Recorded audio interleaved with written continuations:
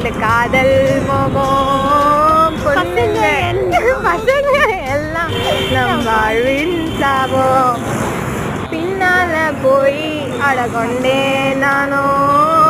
பட்டாச்சு போதும் மச்சான் போதும் அடிடா அவனை வரடா அவளை விட்டுறா தேவையே இல்லை எதுவும் புரியல